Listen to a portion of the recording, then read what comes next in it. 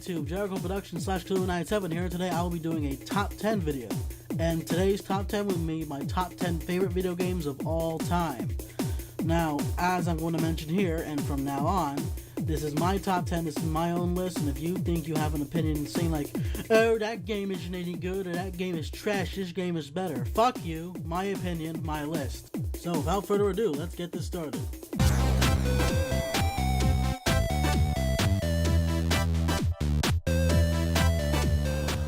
At number 10 on this list is The Simpsons Hit and Run. Now, originally, Destiny was supposed to be in this spot, but after all the shady shit they've been doing and the 0.04 chance of bringing back the old good content, I decided that it doesn't really deserve a spot on the list anymore. And so I went around looking for a good game, and I found out that The Simpsons actually had a PC version. I got it, and I've been playing it, and you know what? It holds up really fucking well. The gameplay is solid, the car mechanics are pretty good, the game's hilarious to some extent. Can you come and get me? I'll pay you in back rub. And there's so many references to the show, you just get caught up if you watch the show as much as I have. All in all, the game really holds up, it's a really fucking fun video game, and yeah, that's pretty much it. Oh yeah, I should probably mention before I go on that the games on here don't really have to be fucking revelations. They could be fun, and just because they're fun, they could be on this list.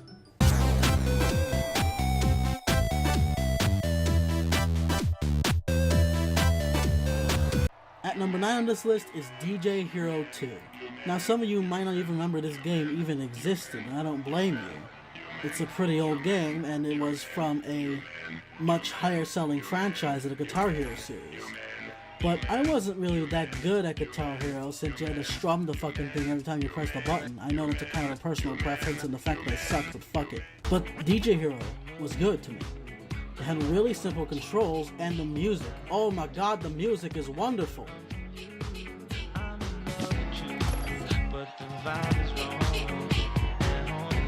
It's so wonderful that I'm probably not going to get money by playing some of the music in this video, but fuck it, I don't care. The music deserves to be played. All in all though, DJ Hero 2 was a fun game, and it was fun to play, especially with friends, except for that bullshit microphone part, but you know what?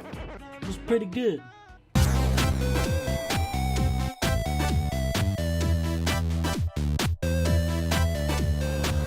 At number 8 of this list is Roller Coaster Tycoon 3, preferably the Platinum Edition.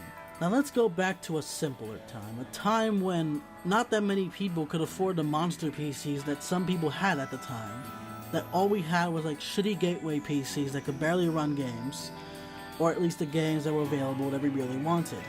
Let's call this time 2006. Yeah, that's about fucking it. Yeah, that's might as well do that. Now, I was just looking for a good game to buy when all of a sudden I go down to Walmart, yeah, of all places, and I find this game for sale for $30. I pay for it, I take it home, I open it up, install it, and I have a great time. The thing I most love about Roller Coaster Tycoon 3 is just the creativity involved. And it's not just anymore that you're looking down on the park, but you can look sideways, underneath, just everywhere. You can terraform the land around you, you can do so many different things, and now you can ride your roller coasters as well.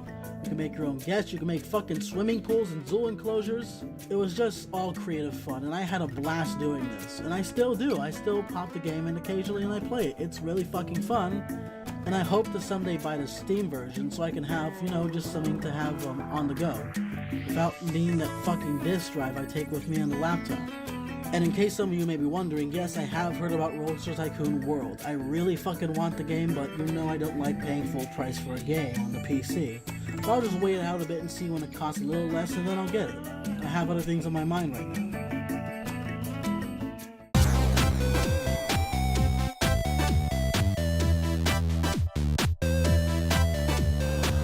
At number 7, two games actually share a spot because I couldn't decide which one was better or the other, because one thing had really good qualities and the other one had really good qualities in a different area. That's Black Ops 1 and Black Ops 3. Now the Call of Duty series has been known for putting out the same game every fucking year. That's not really a complaint. If something works, I can't imagine you trying to do something different. But Black Ops 1 and Black Ops 3 really show like what I like in Call of Duty, and that's having fun. You can drone on and on about, oh, this game isn't realistic enough, or it should be more hardcore, put realism. But I'm just like, dude, I bought this game to have fun. And that's exactly what Treyarch is delivering. I'm having fun in this game. For both games, the campaign is great. I'd actually give more points to Call of Duty Black Ops 3's campaign because of how insane it can get. And in terms of multiplayer, Black Ops 3 just takes it more home for me. As you know before, I did put Destiny on top 10 originally. And I do love the verticality that Black Ops 3 has. But the one thing that Black Ops 1 beats in Black Ops 3 is zombies. The original zombies. Oh my god. And yeah, I don't mean original by World of War, sorry guys, but I mean original by Black Ops 1. Holy shit, this is so much fucking fun. The thing about Black Ops 1 zombies compared to 2 or 3 is that Black Ops 1 was simple and fun. The Easter eggs weren't bastardly crazy and you didn't have to do crazy shit to get to the box like you had to do in Shadows of Evil. You just played it, and it was fun. But thankfully though, zombies in Black Ops 3 has justified me buying the season pass for the game because I essentially bought Black Ops Zombies, fuck it, the story mode. I bought the story mode. Yeah, while I didn't really like the origin characters at first in Black Ops 2, in Black Ops 3 they seem really fitting as zombies now essentially has a big story mode connected to it. You actually do the Easter eggs to get objectives done and get the thing done. Especially in Horizon Drop, when now it actually has an ending cutscene as well.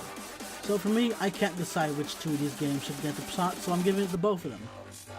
Both of these games are on number 7 on the list because they both have some stuff that's really cool, but it's mostly the same or certain things trump over others.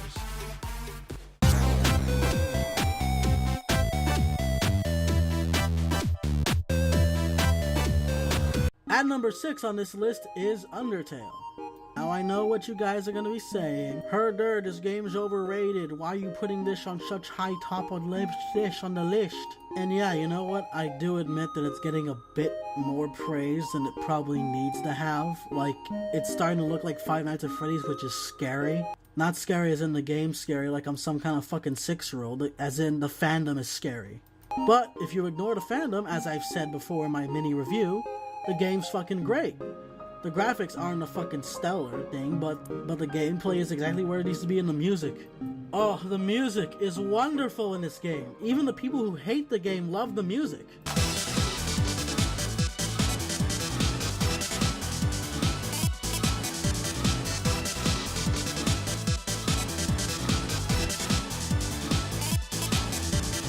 Each character is very, very well made, and they feel like they leap right off the screen. I'm not kidding, these characters feel real.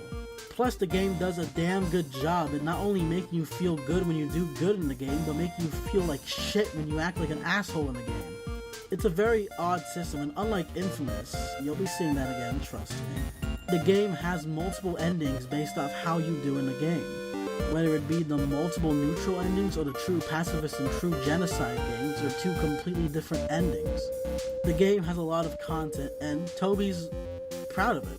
And I'm proud that Toby released this game. It's really good, and I wish I could have backed it up. All in all though, Undertale's a pretty good game. It's deserving of most of its praise, not all of it, and Internet, please stop making Rule 34 of the kids in this game. I'm asking you from the bottom of my heart, please. You're making porn out of kids.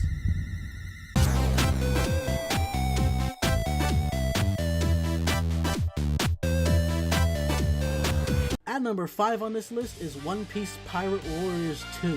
Now, I love me some One Piece. It's one of the few animes I really like to watch.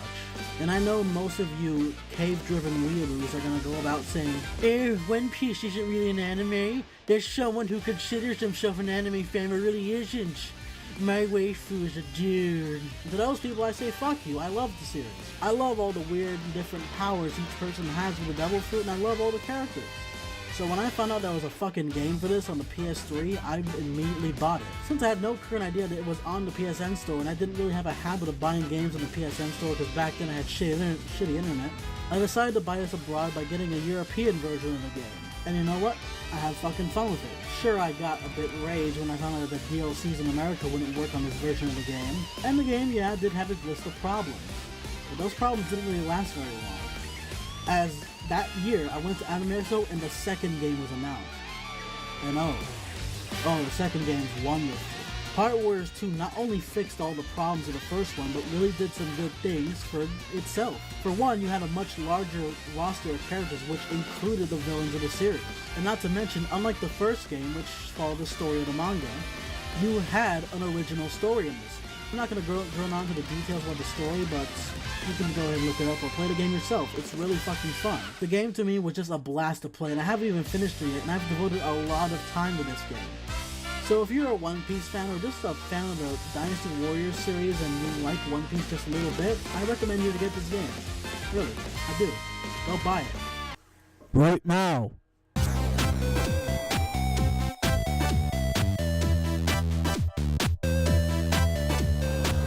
At number 4 on this list is Saints Row fucking 4.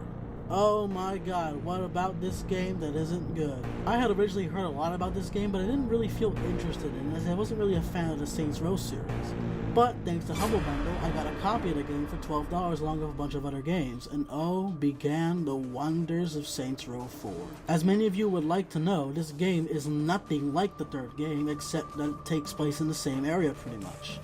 This game is essentially a superhero simulator, much more than it is a GTA clone.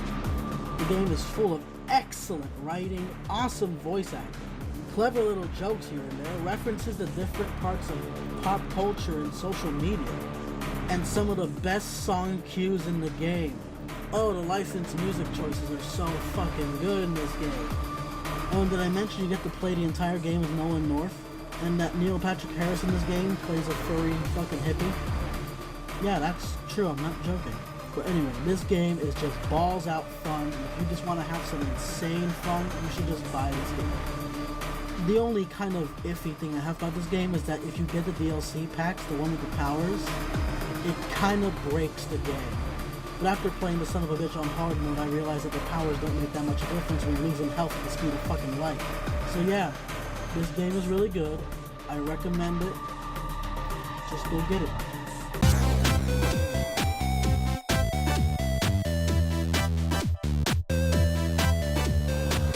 At number 3 on this list is another shared spot, this time with Time Splitters 2 and Time Splitters Future Perfect.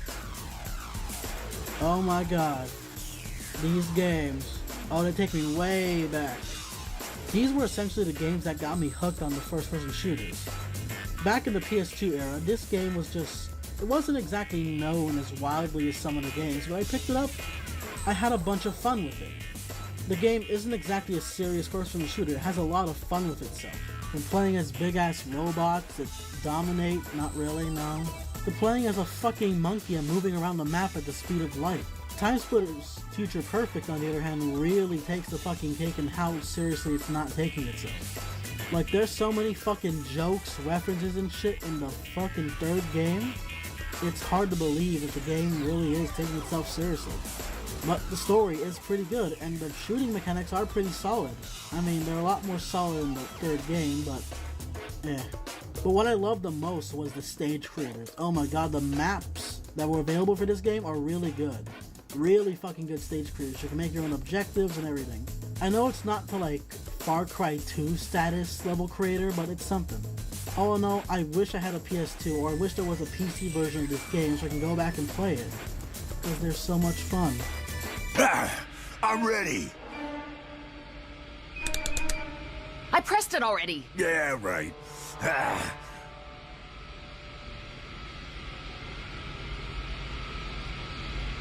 So, been with the agency long? Yeah. 3 years in May. You get dental? Yeah. That's good.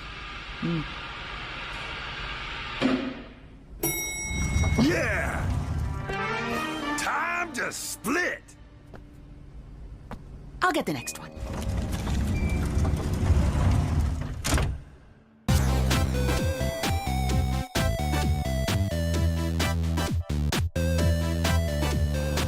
At number 2 on this list is Kingdom Hearts 2. Oh boy, this game takes me way back. a bit further back than Time Splitters actually. I love the fact that there is an HD remake for this game, as I can understand they know the popularity of this game and they wanted to bring it back to the masses. Kingdom Hearts 2 really is just a fun game. Seeing all the Disney characters kick ass is really cool. I know some of Sora's lines are kind of cringy, but then again, you gotta excuse it because it's a Disney game. And just the sheer fun, all the secrets and all the little nods it has to some of the Disney movies. Plus, I really look forward to seeing all the exclusive stuff that's in the final mix form that I wasn't able to get back then. So yeah, pretty fucking good. But it all pales in comparison to the next game.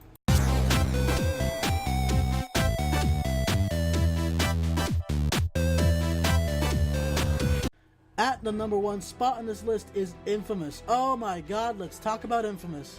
This game, to me at the time, was that defining moment, that like, wow, this is what video games are. This is what video games could be. This is amazing. I love the free roam status and the size of Empire City. I love the fact that every single power can be upgraded to a full potential. I love that the game will actually change, not as much as Undertale, depending on your moral choices. And the fact that unlike Undertale, you can also switch back and forth between them as you please. And even Infamous 2, its sequel, is even better than the first game. I mean, it won't hold a rank against the first game, because to me the first game is going to be the best. But the second game had excellent writing, and it actually had 2 different endings depending on what moral system you choose. Above all, Infamous is going to be my favorite video game series of all time, and I'm still heartbroken that I can't play Infamous Second Son until I get a PS4. Because I really want to see it. I really love the Infamous series, dudes. I want to play the game so badly. But nonetheless, of what I have now, I'm not mad at all. No, I'm not. This is a really excellent game. It holds up really fucking well. I can't tell you how many times I've completed this game just to see that awesome ending. The comic book cutscenes are really fucking detailed. I love how they did it that way. The in-game engine cutscenes, of course, do get better in Infamous 2, as with Infamous 1, they kind of stiffly move from place to place. And there's so many things I love about this game.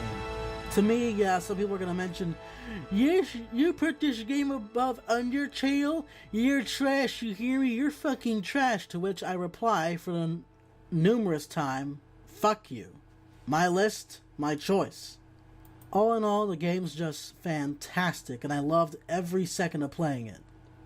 And that's why it's on my number 1 spot on my top 10 favorite video game list.